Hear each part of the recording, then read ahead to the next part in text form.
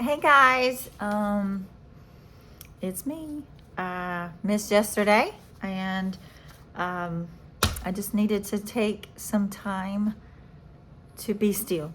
Okay, so my message today was be still and know. Know when you need to rest, know when you need to stop, know when you need to reflect, know when you need to, I don't know. I just had a lot in my mind. The message today is on triggers and just knowing what to do when you get those triggers. So I've been triggered a lot lately with a lot of things in my life. I know anyone that has experienced trauma in their life, whatever it is, you, and just even if you haven't experienced trauma, triggers are not just about trauma.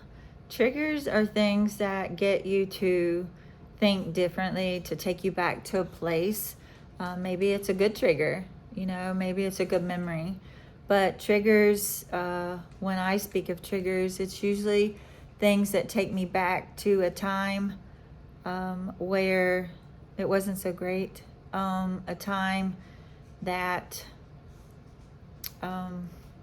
was very hard, and like in and the trigger is so real because it's unhealed.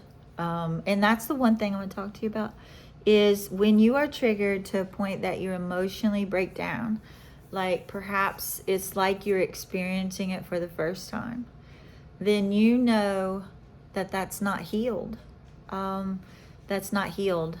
I have been doing a lot of work on me to get healthier and to become emotionally strong and to be able to regulate those emotions and to get healthy. But being human and, the path of wellness isn't a straight trajectory. It's like up, down, all around, move around.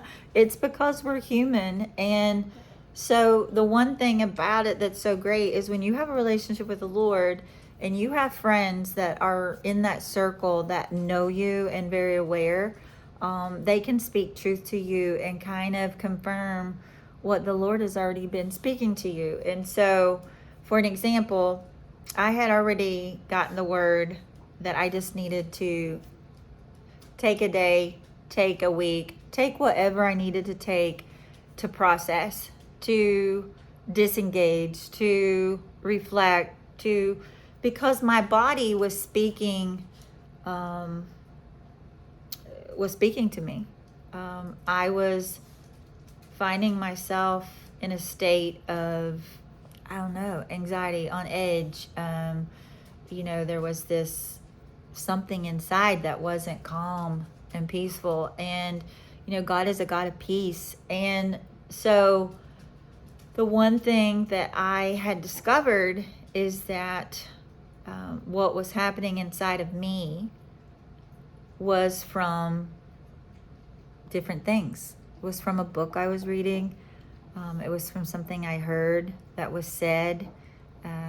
When you're hit with things weekly, sometimes daily, hearing things that are not true and you know better, and then just seeing other people walk in that same path because you're kind of like helping, it's just a constant trigger.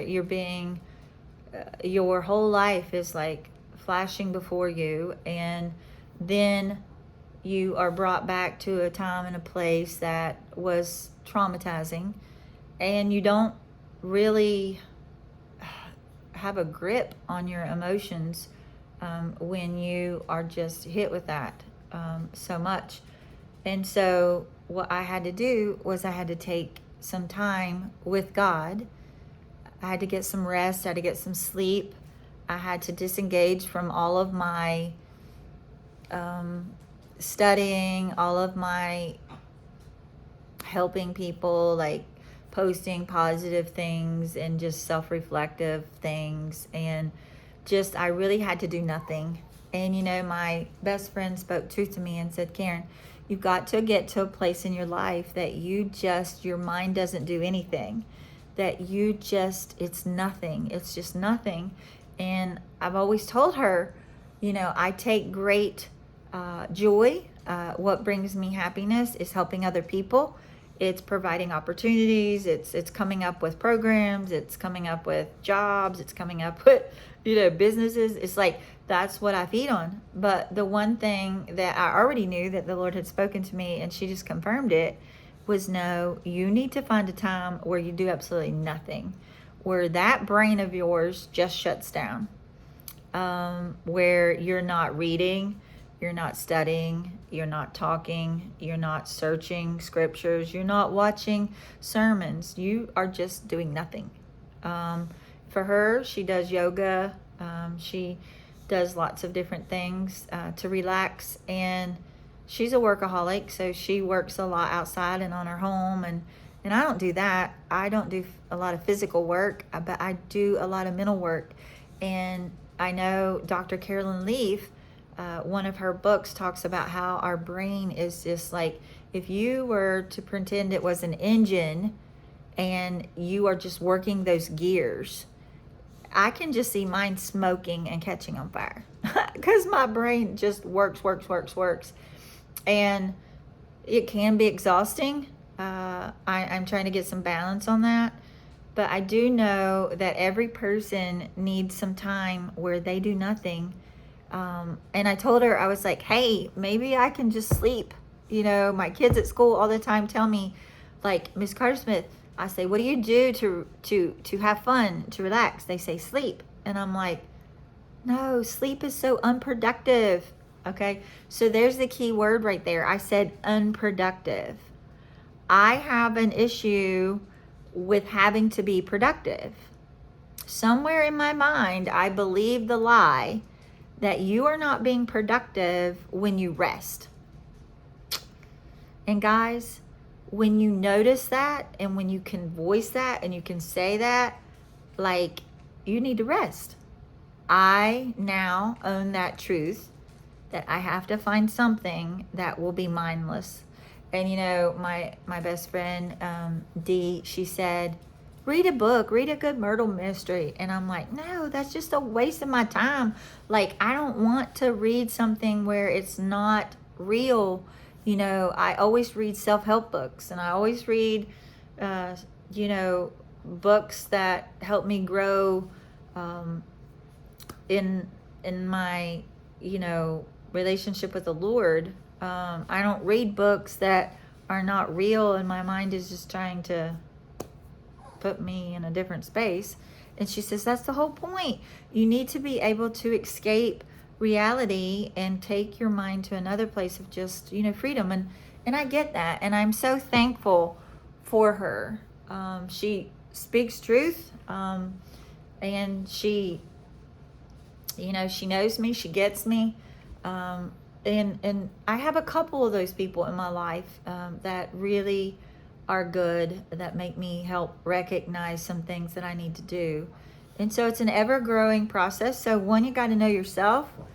And two, you got to surround yourself with people that can see, hey, there's something on your mind. Like the other day, I have another friend named Beth, and Beth is a big prayer warrior. We get together and pray really hard together. And she's my Holy Ghost Giggle Girls, Giggle Girl Crush It sister. We made a video together, and we're going to make another one soon. But she said, I know something's off. What is wrong? And I said, I'm just struggling. And she said, I'm so sorry. Let me pray with you. And, we talked about what I was struggling about. And, I got with the Lord, and, we just sorted it all out. And so I'm good. I'm good now. And that's what it takes, guys. Sometimes you just have to shut down. When your body is giving you signals, or when you emotionally feel yourself feeling something, Okay, and I talked about this before, about The Body Keeps the Score. There's a book out there, The Body Keeps the Score, I think, and I read it, and it talks about how, I shared that the mental, physical, spiritual, and emotional is all connected. And so I really, to be in tune with yourself, you have to be in tune with your emotions. And so I knew I was off. I didn't do a video yesterday. I just disengaged from everything. But I do enjoy these videos, and I know people have reached out, and I'm so thankful that I'm helping in any way that my experiences can, and my stories can help you in your life. And I appreciate the positive comments that you are giving me, thanking me for, some changes that you're making, because my voice is no longer silent. So, that does my heart good. But I had to take care of me yesterday.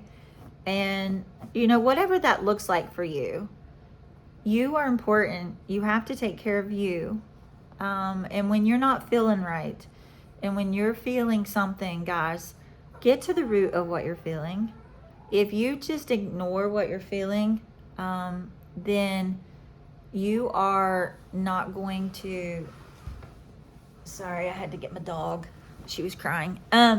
You're not going to be able to function like you normally do. You're not going to be you if you've got something weighing on your mind, and you can't ignore it.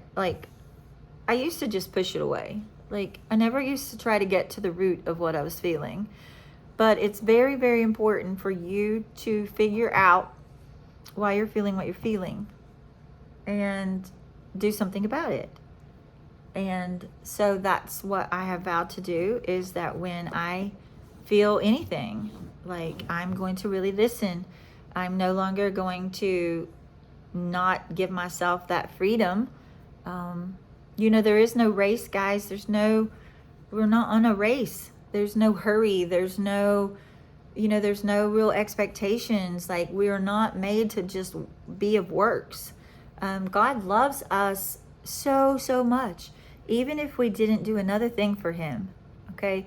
So he doesn't want us to work. And he doesn't want us to just be going through life where we're just surviving. And so he wants us to enjoy the beautiful life that he's given us, the beauty of nature, our families. They're the most precious, important things to us. And he's given us our families to take care of. We're to be good stewards to our family, above anything except God. God is first. Okay. He's also called us to love others, but he says, love others like yourself. We never were taught to love ourselves, but you can't love another the way you're supposed to if you're not loving yourself. Because how do you love another? God tells us to love another like we love ourselves. Wow. So really, the others are not next. He's assuming that we're loving others because we love ourselves. Okay? And I want you to learn how to love yourself, because it's so important for your peace of mind. It's so important for your heart to grow, just to be so, have a lot of empathy. And when you are giving yourself grace and forgiveness and kindness, and that's loving yourself. You have to be patient with you. And don't beat yourself up. My friend wrote a book, Crystal Fuller, The Grace of Getting Up. We did a book signing for her, and we will be doing an interview with her, with Beth and I, on her book. And it's so good. It talks about how we as a mother have all these expectations, and how we as mothers beat ourselves up, and how, it's just a constant defeat. Oh, my kids would deserve better. My kids deserve this. My kids deserve that. When really they just deserve you. But they deserve the healthy you. They deserve the you that God created. And whatever that takes for you to find her, you need to find her. okay? And part of finding her is healing your wounds, okay? And so this message went off on a rabbit chase, but triggers mean something, guys. It's unhealed. It's unhealed. It means you got to work on that area. You got to somehow flip the mental mindset, process all of that, and just give yourself some time to do that. Don't cover it with something. Don't go, Lord. The thing that I see so many women do, and men, is they will go from one relationship to another, and they will just jump into it without healing any of that trauma from the old relationship or the one before that. And so they carry all this baggage and all this stuff into another relationship. And I'm only speaking of this because that was me. You know, I did that. I used to do that. Not now. You know, I don't want to bring anything into any other relationship that can harm it. Guys, if we don't heal ourselves, if we don't fix ourselves, okay, we're just carrying all of that emotional baggage and all of that pain and hurt, and we're going to cause someone else to suffer. And that is not fair. That is not fair to anyone. And I always tell, I know now, I tell people that have gone through heartaches and breakups and things like that, it's like, no, don't go dating someone else. Like, that's not going to heal you. You need to date yourself, and you need to let Jesus be your main man for at least a year. Like, at least a year. You know, I don't have any desires to be with anybody at all. I just really want God to heal all of my brokenness and like the wisdom and things like that. I really want to invest in my children and my grandchildren to become and just be my best self. And that takes work and time. And, you know, guys, if you are just going from one relationship to the next, trying to fill that void, that's not going to heal you. Okay? That's really not going to heal you. It can't possibly. You're just going to bring whatever to another relationship, and like, don't do that to you, and don't do that to someone else. You know, and if you feel like someone else has to complete you, let Jesus complete you. You know, that partner that you choose to be with, they should be a bonus. They shouldn't be a completeness. God wants us to be whole and healthy. And yes, it is good for man to not be alone.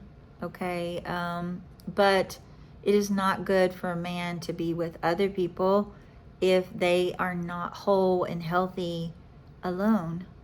And so I think, you know, I encourage my young adults that I'm around, you know, hey, you know, I'm not asking you to go out and party or go do any of this stuff, but know who you are, know what you like, know what you want, know what you can settle, like not settle, know what are deal breakers. I call it deal breakers, you know, like know what a deal breaker is, know what you won't tolerate, know what, you know, get some boundaries, get some expectations, and don't cave.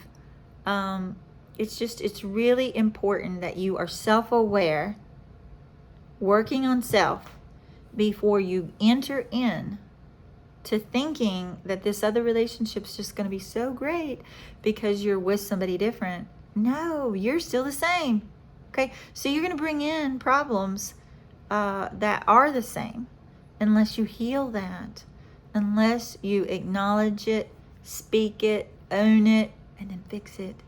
Okay, so yeah, deal with your triggers, work on you, take care of you, and make you a priority. Okay, you can't be anything to anybody if you're broken. Can't be anything to anybody if you're tired and worn out and barely surviving. So today, go do something for you. Reflect for a minute and say, where am I struggling? What makes me upset? God, show me something in me that you want me to fix or change. And then bring that to my consciousness, and then show me how you want me to do that. So today, I leave you with that. And I hope you have a beautiful Wednesday. Thanks.